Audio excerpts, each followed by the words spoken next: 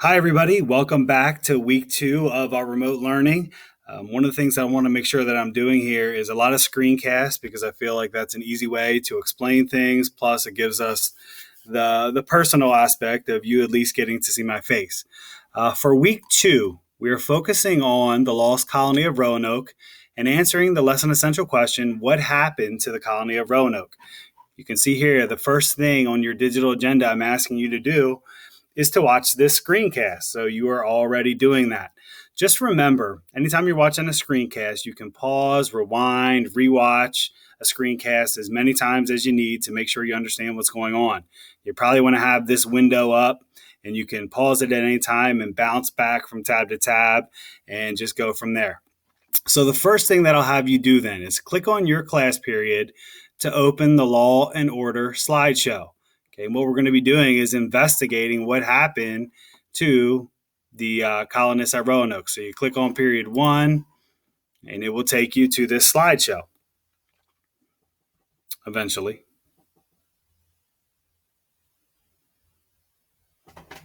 Break out a dab while I'm waiting. Okay, it's been a while since you've all seen that.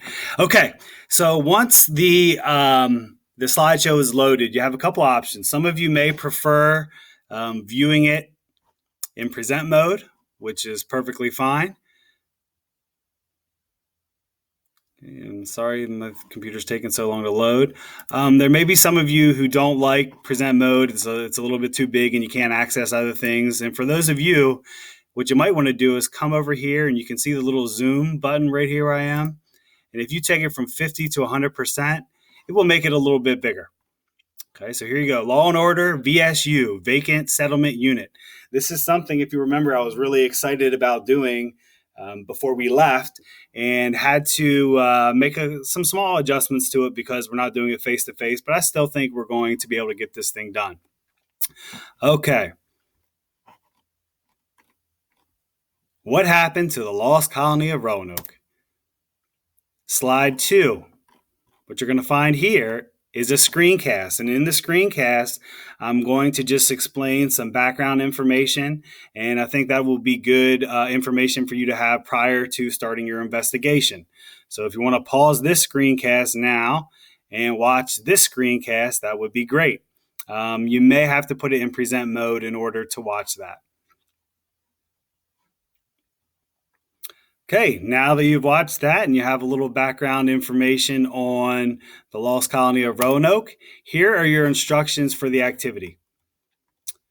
Okay, you're going to have an hour and a half to do this. This is your hour and a half block for this week. This is all that we're doing for the week. You're going to read through all of slides 3 through 9. Or should be 4 through 9, I'm sorry. So this is all your information. So I want you to read through each one of these. Okay, it's going to give you some information as to what possibly could have happened to the colonists at Roanoke. Okay, so once you have done that, you've gone through all the way to slide 9 and read every single one of these pieces of evidence. Okay, your next job is to open up this Google form. Okay, so I'm going to click on it. And I'm going to open up the Google form and we're going to work our way through this. Okay, so in the criminal justice system, the disappearance of entire settlements are considered especially curious. In the Chesapeake Bay, the dedicated detectives who investigate these vicious felonies are members of an elite squad known as the Vacant Settlements Unit. This is their story. Dun, dun, dun. That's from Law and Order, if you didn't pick that up. Okay, so you're going to work through these based on the readings that you just did. Okay, so clue number 1. One of the lead theories to this crime was that the colonists were murdered by local Native American tribes. However, your team has stumbled upon the name of a Native American that disproves this theory. What is the name of the Native American that may disprove the idea that a local Native American tribe killed the settlers of Roanoke? Oh, man. I might need to go back and revisit some of my information and reread. And that's okay if you have to do that. Okay, maybe you think you know the answer. You'll notice it does say all caps, but let's just say I put the name in Manteo. Oh, I didn't do something correct. It says try again, hint, Exhibit C. So what I will do then is go back and find Exhibit C. There's Exhibit B. So on slide 6, we have Exhibit C.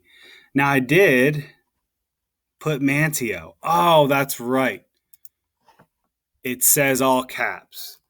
Okay, so I'm going to try it again in all caps. Let's see. There we go. So now it takes me to my next clue. Okay, so what's really important is that you make sure you put everything in all caps. And I did include a hint in there so that you can go back to the specific slide to find the information that you need to answer the questions. So you're going to work your way all the way through this Google form. Okay, when you get to the end of the Google form, when you get to the end of the Google form, okay, you're halfway done. Okay, but now you're in the courtroom and you need to come up with, you have to make your own case. Okay, and that is where, when we slide down here, you'll see after slide 9, after slide 10, actually this should be, and I'm going to make this change right now. This should be slides 4 through 10, not 3 to 9. I forgot I had added a slide. Okay, but anyway, on slide 11, this is where you're making your case.